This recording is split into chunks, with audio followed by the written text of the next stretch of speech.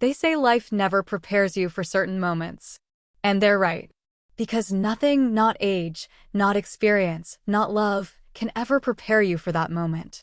That one moment when everything shifts, quietly, almost without warning. I still remember it.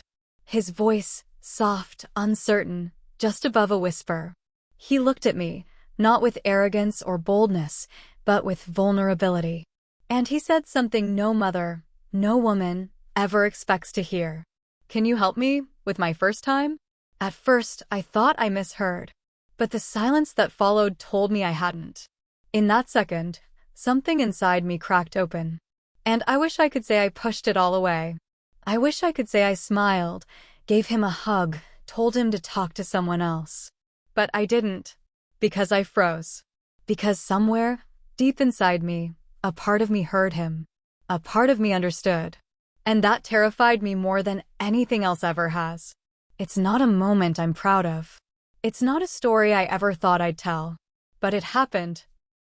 And when it did, everything I thought I knew about myself, about right and wrong, was suddenly blurred.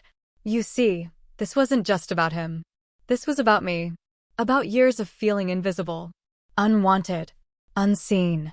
About the kind of loneliness that creeps in slowly and settles into your bones. He didn't just ask for help. He offered something I hadn't felt in years: connection. And that's what makes this story so hard to tell. Because the truth isn't black and white. It never is. If you've ever felt lost inside your own life, if you've ever longed for someone to really see you, to notice you in a way that makes you feel real again, then maybe you'll understand why I didn't walk away when I should have. Maybe you'll understand how I ended up here, telling the story I wish I didn't have to tell. Subscribe to Heartfelt Tales Unfold, because some truths are too haunting to ignore. And what happens next, you won't believe. I guess, to understand how things got this far, you have to understand me. Understand us. I'm 38. Married. On paper, everything looks fine. Maybe even ideal. Nice house. 2 cars. Quiet neighborhood where you hear sprinklers more than you hear arguments. But real life doesn't live on paper, does it? My husband, David, isn't a bad man. He works hard. Provides. Pays the bills. Fixes the leaking faucet when I ask enough times. But somewhere along the way, he stopped seeing me. Stopped noticing the little things. How I curled my hair for dinner. How I wore perfume to bed. How my voice got quieter every time I realized he wasn't listening. We used to talk. Laugh. Now we just exist. Like roommates who occasionally bump into each other in the hallway. He comes home late. Eats alone in front of the TV. Falls asleep on the couch more nights than not. And me? I've become the background noise in my own marriage. Some nights I sit at the kitchen table long after the dishes are done, staring out the window like I'm waiting for something. I don't even know what. Maybe a sign. Maybe permission to admit how empty I've been feeling. And then there's Josh. 19. My stepson. David's only child from his first marriage. His mom left when he was little. No calls. No birthdays. Just disappeared one day and never came back. When I came into their lives, Josh was 12. Shy. Quiet. He used to hide behind his dad when I spoke to him. But over the years, we got close. He started opening up to me. He'd sit on the kitchen counter while I cooked and tell me about his day, his friends, his dreams. He never called me mom. I never asked him to. But the bond we had, it was real. Sometimes stronger than anything I had with his father. I was the one who helped him with his first heartbreak. The one who stayed up late with him before exams, quizzing him until his eyes drooped. The one who held him when he cried, silently, because he hated showing tears. And somewhere along the way, he stopped being just my stepson. Not in a romantic way, not then. But emotionally, he became the one person in the house who saw me. He noticed when I wore a new dress. He asked if I was okay when I sighed too loud. He listened, really listened, when I talked. That kind of attention, when you've been starved for it. It starts to feel like oxygen. Our house, despite all the warmth it should have had, always felt cold. Not physically, God knows we had central heating, but emotionally. Everything was in place, but nothing felt in place. We were like actors in a play we'd all forgotten the lines to. Josh and I became the only real connection in that house. We'd laugh together, share little inside jokes, even watch old romantic movies late at night when David was working late again, or just not interested. I'd pour us tea, and we'd sit on opposite ends of the couch, quoting lines from the movie like we were in on some secret the rest of the world didn't know. But there were moments. Brief, fleeting moments where something shifted. He'd look at me a little too long. Or I'd feel a flutter I didn't want to acknowledge. It was subtle. Too subtle to call out, but real enough that I noticed. And then came that night. We'd just finished watching a film, I don't even remember which one. Something romantic and bittersweet, the kind that makes you ache a little when it ends. I stood up to clear our mugs, and as I turned to say goodnight, Josh paused. He looked at me, not the way a stepson looks at a stepmother. There was something softer in his gaze, deeper. He opened his mouth like he was about to say something, then stopped. His eyes held mine for just a second too long. And then he whispered, "Goodnight," and turned away. But I stood there, frozen. Because in that pause, in that tiny hesitation, something unspoken passed between us. I felt it. And I know, he did too. It wasn't just a glance. It was a crack in the wall we'd both been pretending didn't exist. And once something cracks, it never quite fits the same way again. It was a Wednesday night. Quiet, like most nights in our house. David had already gone to bed, early as usual, claiming he had a long day ahead. I stayed up, just like I always did, sipping lukewarm tea and letting the silence settle around me like a heavy blanket. I didn't hear Josh come downstairs at first. But then I noticed the soft creak of the stairs, the cautious rhythm of footsteps trying not to wake anyone. He walked into the kitchen, barefoot, wearing one of those oversized hoodies that made him look younger than he was. There was something in his face, not sadness, not exactly. More like hesitation, like something was sitting on his chest and he didn't know how to say it out loud. "Can we talk?" he asked. Just that. Simple words. But something in his tone made me put my mug down. "Of course," I said, trying to keep my voice even. We sat at the kitchen table. The same one where I'd packed his school lunches, helped him with homework, listened to stories about teachers and friends and heartbreaks. But tonight, the air between us was different. He was quiet at first, fidgeted with the string of his hoodie, looked at his hands a lot. Then, finally, he spoke. "I think I'm ready," he said. I looked at him, unsure what he meant. Ready for... He didn't look up when he said it. To be with someone. You know, my first time, there was this moment where everything in me tensed. Not because I was shocked, not entirely. He was 19. It made sense. But because of how he said it. Who he was saying it to. I took a breath, trying to shake off the sudden tightness in my chest. I nodded slowly, offering the safest response I could find. "Well, that's a big step. Are you nervous?" He let out a small laugh. Not a happy one. One of those soft, embarrassed sounds you make when you're trying to hide how scared you are. "I don't want to mess it up. I don't know what I'm doing. And I'm scared of being laughed at. Or disappointing someone." My heart squeezed a little at that. Not because of what he said, but because I could feel how much it mattered to him. That need to feel worthy. Wanted. Capable. I smiled gently, trying to ease the tension. "Everyone feels that way the first time," I said. "It's normal. You don't have to rush it. The right person will understand." He looked at me then. Really looked. "That's the thing," he said. "I don't trust just anyone to understand. I trust you." I didn't know what to say. My mouth opened, but no words came out. Because his eyes weren't just pleading for advice. They were searching mine for something more. "You've always understood me," he said, quieter now. "More than anyone ever has. You've always been there. Always made me feel safe." I laughed nervously, trying to brush it off. "Well, I've had a lot of practice taking care of you." But my voice didn't land right. Even I could hear it. How thin it sounded. How uncertain. There was a long pause. Not uncomfortable, but heavy. Like we both knew something had shifted, but neither of us wanted to name it. Then, without thinking, I reached out. Placed my hand on his shoulder. A simple gesture. one I'd done 100 times before. But this time, I didn't pull away. His skin was warm. His eyes dropped to where my hand rested on him, then lifted back to mine. Something passed between us. Unspoken, uninvited, but undeniable. I let my hand linger a second too long. Just one heartbeat more than I should have. And that second, that heartbeat was enough. Enough to let the thought form.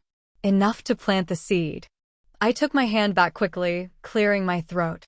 "Well," I said, forcing a smile, "you'll figure it out. You're thoughtful. You care. That's more than most people have going for them." He didn't argue. Just nodded, still watching me. Still, waiting maybe. Eventually, he stood. Said goodnight. Walked back up the stairs. And I sat there, frozen. The silence around me louder than it had been all night. Because in that brief conversation, everything changed. It wasn't about advice. It wasn't even about sex. It was about something deeper. A longing, a trust, a hunger for connection, for closeness, that we both recognized. And once that hunger surfaces, once you look someone in the eye and realize they see you, really see you, it's almost impossible to unfeel it. I wish I could say that was the end of it, that I brushed it off and moved on. But the truth is, that was just the beginning. After that night, something changed inside me. I tried to pretend it hadn't. I tried to wake up the next morning like everything was the same, like his words hadn't echoed in my mind all night. "I trust you. You're the only one who's ever really understood me." But I couldn't stop hearing them, over and over, like a quiet drumbeat under every moment of my day. What was he really asking? Was it just guidance, reassurance? Or was there something deeper beneath his voice, beneath his eyes, beneath the way he lingered that night? I told myself not to read into it. That I was just lonely. That my own emotional hunger was making me imagine things that weren't there. But then, why did my chest tighten every time I heard his footsteps on the stairs? Why did I start listening more closely to the sound of his laughter, watching for the way he looked at me when he thought I wasn't paying attention? I didn't want to feel anything. God knows, I didn't plan to. But it's like my body remembered something my heart had forgotten, what it feels like to be seen, to be wanted, even if it's only imagined. And that terrified me. I started seeing memories differently. Moments with David, my husband, that I used to excuse, now they came back sharper, colder. I'd crawl into bed some nights, wearing lingerie I hadn't put on in months. He wouldn't even look up from his phone. No kiss.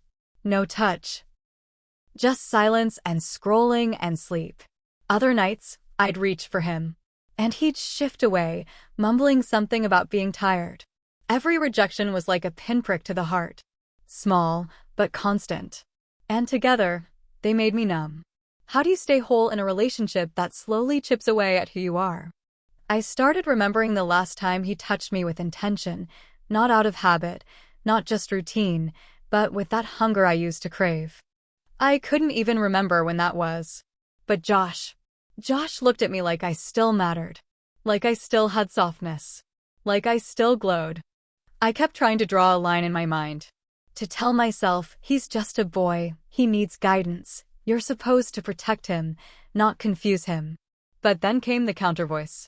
The quiet whisper that lives in the corners of your soul when you're aching for something. He's not a child anymore. He's 19. A man, technically. You've watched him grow. You've shaped who he's become. Maybe. This is just about helping. About closeness. Nothing more. I told myself it was motherly affection. But it didn't feel like that anymore, not completely. And that's when the guilt started to creep in. Slowly, quietly, like a shadow that followed me through the house. I'd catch myself watching him from the kitchen doorway. The way his back curved as he leaned over the table, writing. The way he ruffled his hair when he was frustrated. The way he smiled, open, honest, like the world hadn't closed him up yet. And I'd feel it, this pull. Not just physical. No, it was deeper than that. It was the need to be needed. The ache of feeling invisible for too long and suddenly being seen. He made me feel like a woman again, not just a wife, or a stepmother, or the person who kept the house running while her husband drifted further and further away. But every time I felt that flutter in my chest, it was followed by a sharp sting of shame. Because what kind of woman looks at her stepson and feels that? What kind of woman starts to confuse comfort with desire? I told myself it would pass. That I was just going through something, a phase. That all I needed was some time, some space. But the truth was, I didn't want space. I wanted the warmth I felt in his presence. The quiet excitement that came with every shared glance, every unspoken word. The sense that I mattered to someone. That I was wanted again. And that made everything so much more dangerous. Because I wasn't just fighting what I felt for him. I was fighting what I hadn't felt in years. And the more I tried to push it down, the more it clawed its way back up. After that night in the kitchen, it became harder to pretend nothing had changed. At first, it was subtle. Little things. We started spending more time together again. Movies in the living room became our thing, just like before. But now, it felt different. Charged. He'd sit a little closer. Our knees would brush sometimes, and neither of us would move away. His arm would rest on the back of the couch, and though it didn't touch me, I felt it. Like the space between us was vibrating. And I let it happen. I told myself it was harmless. That I was imagining things. But the truth was, I didn't want it to stop. Those nights felt like something out of a dream I didn't want to wake up from. Soft laughter. Dim lights. The kind of quiet intimacy you only get when two people see each other, and no one else is watching. One night, he leaned over to grab the remote, and his hand brushed my thigh. He froze. I did too. And in that stillness, in that brief silence, something passed between us that was louder than any words. He pulled his hand back quickly. Apologized. But I just smiled, said it was okay. I shouldn't have. But I did. It was like we were dancing around a fire we had no business getting close to. But neither of us stepped back. Our conversations changed too. He started asking deeper questions. About love. About relationships. About what it meant to be with someone, not just physically, but really be with someone. And God help me, I answered. Because it felt good to be wanted for my mind again. For my experience. For me. Then came the moment I'll never forget. We were sitting in the living room, the glow of the screen lighting our faces. The movie had ended, but neither of us moved. We just sat there, in the stillness. And then, so quietly I almost missed it, he said, "Would you show me what women really like?" My heart stopped. I turned my head slowly, thinking maybe I misunderstood. But his face. It was soft. Honest. Vulnerable. He wasn't being bold. He wasn't being crude. He was asking something from me, not just about bodies or sex, but about connection. Understanding. Trust. I didn't answer. I couldn't. I just sat there, staring at him, everything in me screaming no and yes at the same time. My throat tightened. My pulse roared in my ears. And all I could think was, what I did next still keeps me awake at night. I don't know how long we sat like that. Minutes? Hours? Time felt suspended, like the world outside had disappeared. Eventually, I whispered, "This can't happen." But my voice didn't carry weight. Even I didn't believe it. Because a few nights later, I said yes. Not with words, not with a grand declaration, but with my actions. My silence. My presence.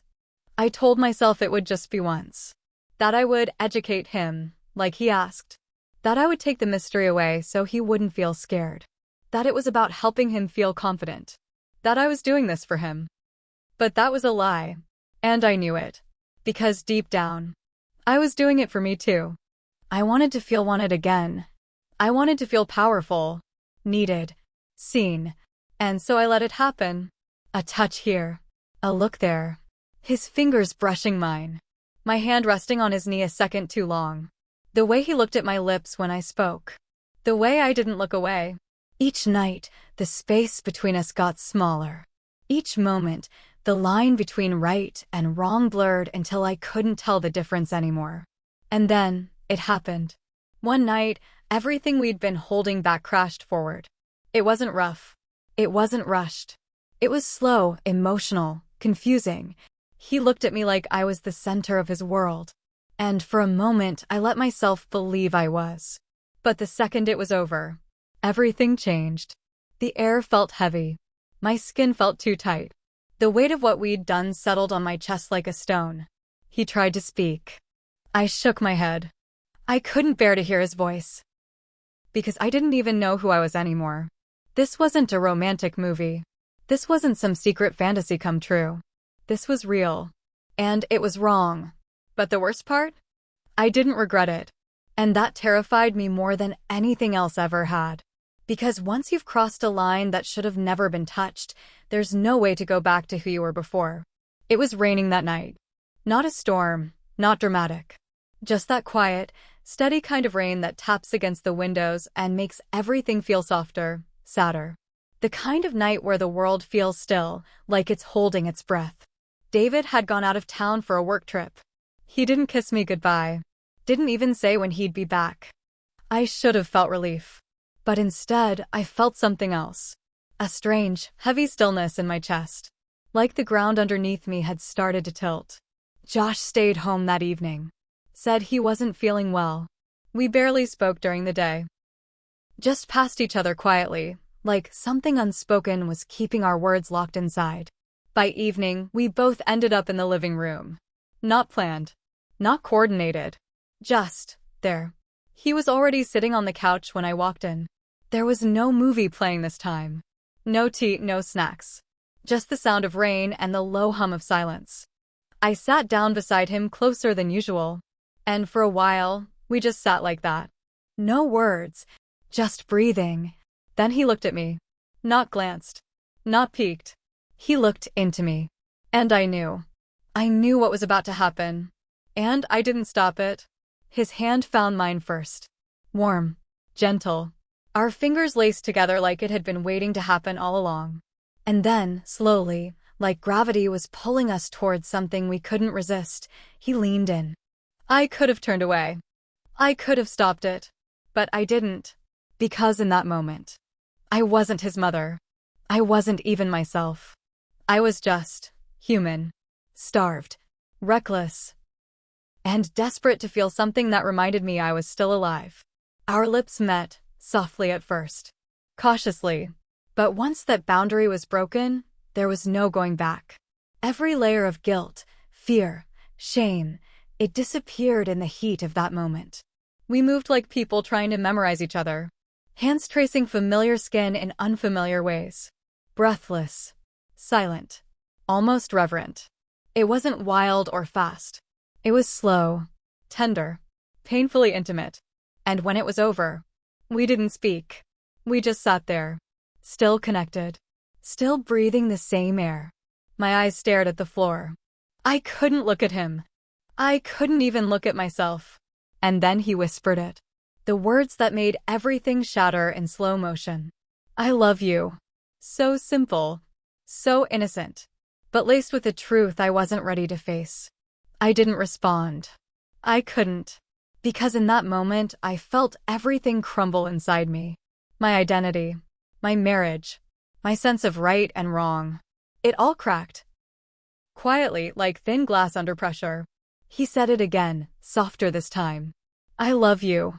And I just sat there, frozen. My heart screaming, my mind racing, my soul caving in. Because how do you respond when you've crossed a line so deep, so irreversible, that even breathing feels like a betrayal? I wanted to tell him it was wrong. That it couldn't happen again. That we made a mistake. But none of those words came. Only silence. And somehow, that silence said more than any confession ever could.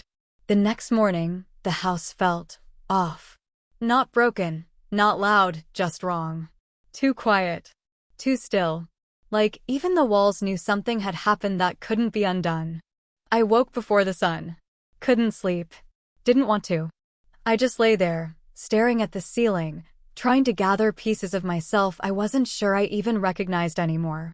Everything from the night before played in my mind in slow motion. His touch. His voice. The way he whispered, I love you, like it was something we were supposed to carry into the morning. But daylight doesn't lie. And when I looked at my reflection in the mirror, I didn't see a woman in love. I saw someone else. Someone I barely recognized. Ashamed. Sick. Afraid. I heard him downstairs, Josh. He was making coffee, humming to himself like everything was normal. Normal. I almost laughed. How could he act so calm, so steady, when I felt like I was crumbling from the inside out? I stayed in my room longer than usual. Waited until I heard him go outside before I crept down the stairs, every step feeling heavier than the last. He'd left a cup of coffee for me on the counter, just like he always used to. It should have been sweet, thoughtful, but instead it made my stomach twist. Because it wasn't just coffee anymore. It was a quiet reminder of everything we didn't say. I barely touched it. All day I avoided him. I moved from room to room like a ghost, pretending to be busy, pretending to exist. And every time I caught a glimpse of him, walking past the hallway, sitting on the porch, texting on the couch, he looked fine. Happy even. Like a weight had been lifted from him. He'd glance at me occasionally and I'd look away. Afraid of what I might see in his eyes. Afraid of what he might still see in mine. But he didn't seem shaken. Not like me. He smiled when we crossed paths. Asked how I slept. Laughed at something on his phone and even tried to share it with me like nothing had happened. It was almost too normal. Too okay. And that scared me more than anything. Because it meant he didn't understand the gravity of what we'd done. Or maybe he did, and just didn't care. By evening, I was exhausted from pretending. I locked myself in the bathroom and stared at the faucet for a long time before turning it on. Let the water run. Let it drown out the sound of my thoughts. Later that night, David called. He sounded tired. Distracted. Said he'd be home in a couple of days. Then, casually, almost joking, he said, Josh seems happier lately. It's nice to hear him laughing again. You two always had a special bond. I froze. It felt like a slap. A cruel twist of irony. Because the very thing that made him proud was tearing me apart. I hung up quickly. Said I was tired. Lied again. Then I sat on the edge of my bed, staring at the floor, numb. I couldn't cry. I couldn't even think straight. Because every moment with Josh felt like a replay now, one I couldn't stop. One I didn't know how to end. I started keeping my distance. Avoiding the living room. Skipping meals. Locking my door. But he noticed. Of course he did. He started texting me. Are you okay? Did I do something wrong? Talk to me. I didn't reply. Late at night, I'd hear soft knocks at my door. Just 2 or 3. Never loud. Never insistent. But they'd sit there in the air like an echo I couldn't silence. I stayed quiet. Held my breath. Hoped he'd walk away. Sometimes he did. Sometimes. I wasn't so sure. Then, one night, I came upstairs and found a note on my pillow. It wasn't long. No speech. No apology. No explanation. Just one line. I'm ready for us. And my heart dropped, because I realized in that moment. He thought this was just the beginning. And I knew I was in deeper than I'd ever imagined. I didn't sleep that night. The note sat on my nightstand like a ghost. 5 words. 5 little words that felt heavier than anything I'd ever carried. I'm ready for us. I must have read it a dozen times. My fingers trembling, my breath shallow, my heart doing this erratic dance between panic and ache. I stared at the ceiling, then at the walls, then at my hands, like somehow they could explain what I'd done. What we'd done. But there were no answers. Only silence. And in that silence, I began to unravel. It hit me then, all at once, like a wave I hadn't seen coming even though I'd been standing in the tide for days. I lost myself. I let myself go. And for what? For 5 minutes of feeling wanted? For the illusion of closeness? For a fleeting sense of control in a life where I'd felt invisible for so long? I didn't even know who I was anymore. I wasn't a wife. Not in any real sense of the word. David hadn't looked at me like a partner in years. Hadn't touched me like a woman. Hadn't loved me in a way that made me feel like I was worth holding on to. I wasn't a mother, not to Josh. Not really. So what was I? What had I become? I thought back to that night. To how it all began. To the way his voice trembled when he asked for help. to the softness in his eyes, the way he trusted me. And I couldn't help but ask myself, was it real? Or did I take something fragile and twist it into something selfish? Was I the one who crossed the line? Or did we meet each other in that gray, dangerous space that lives between loneliness and desire? Was it manipulation? Or was it mutual? Was it love? Or was it trauma, dressed up in longing and desperation? And which was worse? I stood in front of the mirror, gripping the edges of the sink like it might anchor me. The woman staring back at me wasn't one I recognized. Her eyes were tired, her mouth tight, her skin dull, like the light had drained out of her. And I whispered, barely, like it might shatter the air, who have I become? Because this wasn't just about him anymore. It wasn't even about David or our failing marriage. This was about me, my choices, my silence, my weakness. And yet, underneath the shame, the guilt, the self-loathing, there was something else. Something I didn't want to admit. A part of me didn't want to let it go. That part of me, small, defiant, broken, still remembered how it felt to be seen, to be needed, to be touched like I mattered. And that terrified me more than anything. I started thinking about leaving, packing a bag, walking out the front door and not looking back. But where would I go? What would I say? I slept with my stepson, and now I don't know who I am anymore? Would anyone even believe me? Would anyone care? Would David fight for me? Would Josh? Or would they both just let me disappear? I didn't know what was worse, staying in this mess, or trying to survive outside of it. So I just stood there, motionless, paralyzed by the weight of my own decisions. Desperation tangled with denial. Fear whispered lies that maybe, just maybe, this could all still be salvaged. That I could pretend it didn't happen. That I could make it disappear if I just acted normal again. But deep down, I knew. Nothing was ever going to be normal again. Have you ever done something you can never take back? Something that lives inside you, not as a memory, but as a wound? I have. And it doesn't matter how many times I replay it, or how many ways I try to justify it. It happened, and now I have to live with it. But what I don't know is if I'm the only one. If this kind of mistake, this kind of need, this kind of line crossing, if it's something others have felt too. I need to know. Am I the only one? Have you ever felt so unseen, so hollow? That when someone finally looked at you like you mattered, you reached back. Even when you knew you shouldn't. If you've ever been there, even once, tell me in the comments. Even if it's anonymous. Even if all you can say is, I understand. That's enough. Because sometimes the heaviest part of all this is feeling like no one else could possibly get it. And if this story moved you, if it made you pause, made you reflect, made you feel something you didn't expect to feel, please like this video and subscribe to Heartfelt Tales Unfold. There are more stories coming. More raw, more honest, more real than I ever thought I'd have the courage to tell. You won't want to miss what's next. Sometimes the people who seek our guidance, they don't need our love. They need our boundaries.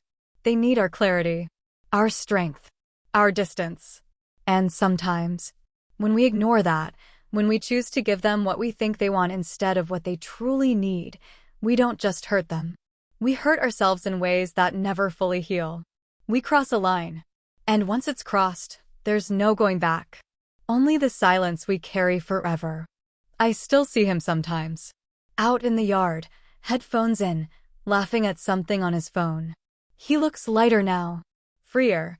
And sometimes, I wonder if he even thinks about that night anymore. If he's buried it like I have. Or if it shaped him in a way he'll never talk about. Maybe he's moved on. Maybe I never left him at all. But I stand by the window and watch him laugh. And I feel the distance between us like a wall I built with my own hands. A single tear slips down my cheek. And I let it fall. Because it's the only truth I have left.